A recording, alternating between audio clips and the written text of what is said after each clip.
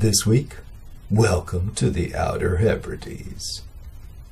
After our day off, we originally thought that we'd be ready to tackle a long, hilly day. But after experiencing the wind out here on that first day, we opted instead for a bus and more sightseeing in Stornoway before we biked on down to Sildinus.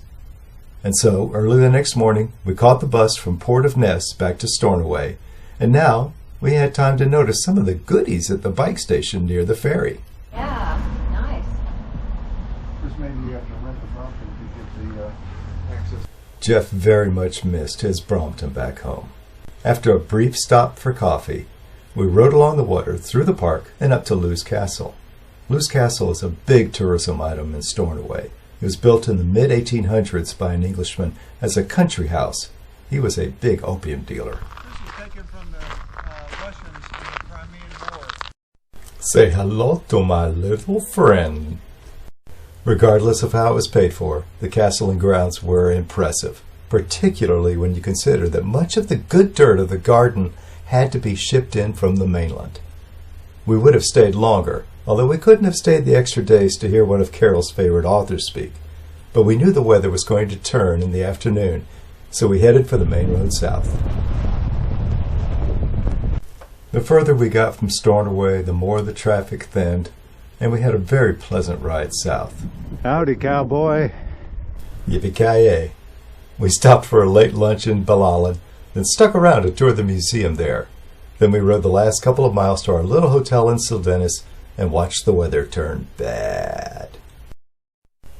In a masochistic way, I had really been looking forward to this day's ride. As you can see, it had some tough climbs, some sweeping views, and crazy descents.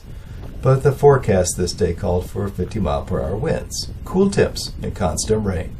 So we pushed our bikes out of the hotel lot, rode our brakes with death grips on the handlebars for the 2 miles back to Ballalan, and waited there in the rain for a bus.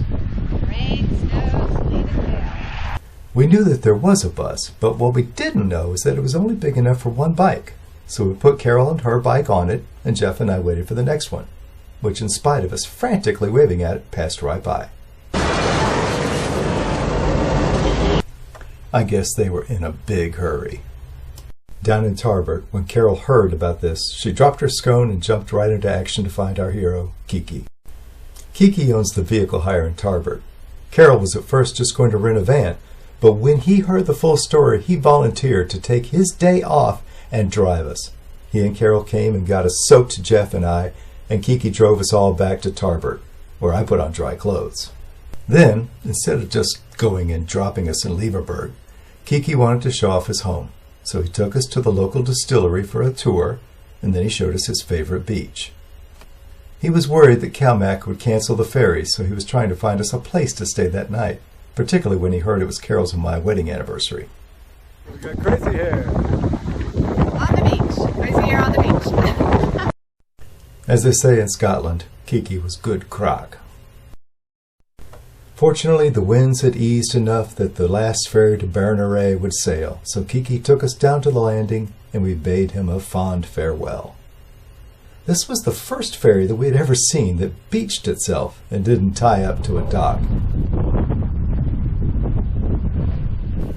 The ramp was actually sliding sideways as we scampered on with our bikes, but we were soon secure on board and fairly warm.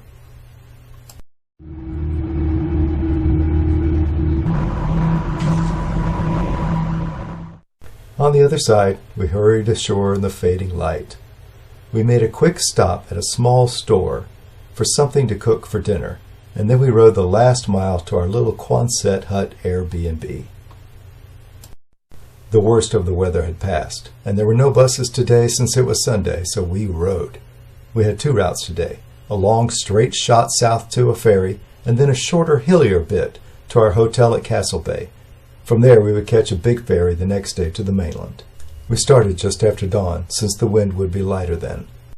4 miles. But the wind steadily got stronger, and soon we were back in the rain, and that eventually turned to hail. Worse, since it was Sunday, the few stores on our route were closed, so we had no choice but to grin and bear it. About 45 miles in, we were all soaked to the bone when, amazingly, we found a cafe. While we were in there eating, the rain ended and we had blue sky. It was lovely when we passed Our Lady of Sorrows Church.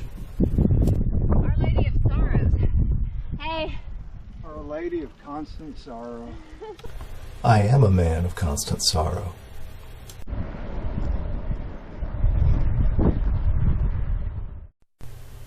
The road turned east here along the water, and we flew along with a tailwind, heading for the causeway to Eriskay.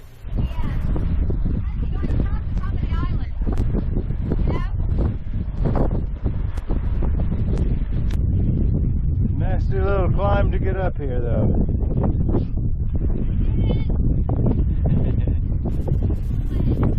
Lest we think that the Outer Hebrides were done with us, however, when we got to the ferry to Barra, we found that it might also be canceled. We waited as the parking lot filled up with desperate travelers, but eventually it was again sorted, and the ferry came. We scampered aboard for a quick ride across, then headed out into the fading light. It was dark when we arrived at the Dunnard Hostel, Look at him spin. but Jeff and I were able to scrounge up some food and cook dinner with the other nice people staying there. Next week, back to the mainland. See you then.